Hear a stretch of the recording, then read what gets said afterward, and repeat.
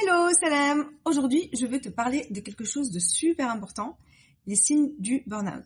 Mais pas les signes quand tu es déjà au sol et à terre, mais plutôt les signes en fait du pré-burn-out, donc l'avant.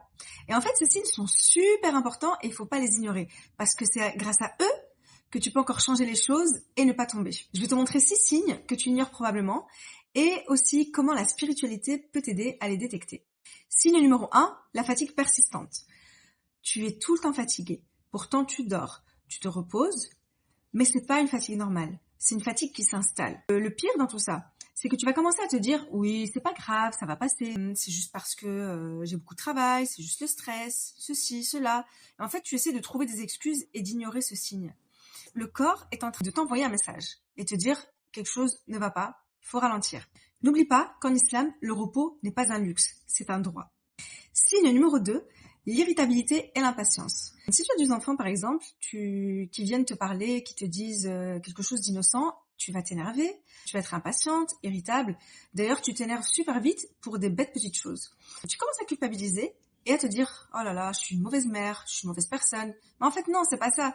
C'est juste un signal que ton corps t'envoie. C'est ton système nerveux qui est en train de dire « Je suis saturé. » Et toi, tu le sais, tu sais ça, mais tu ne l'entends pas. Et spirituellement, c'est super important. La patience, sabr, c'est une vertu. Mais ça ne veut pas dire absence de limites. Ça veut dire agir avec sagesse dans tes limites. Signe numéro 3, ignorer tes limites.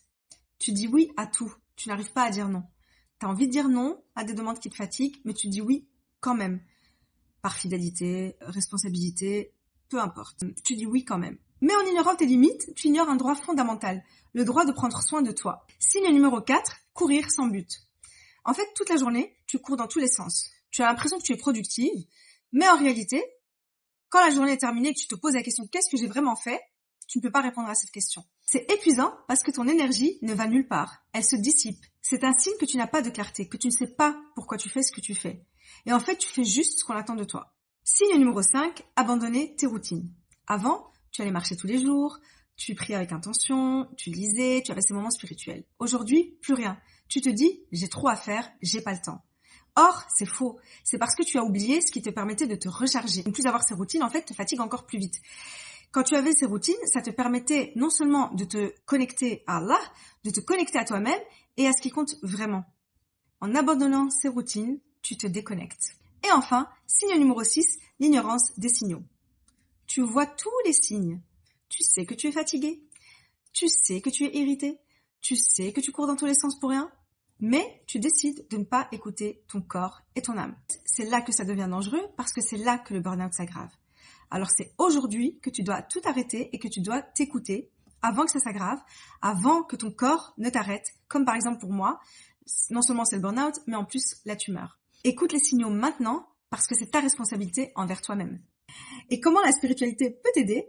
La spiritualité, c'est pas une fuite, c'est un ancrage. Quand tu te connectes à ta foi, tu te reconnectes à quelque chose de beaucoup plus grand que tes obligations.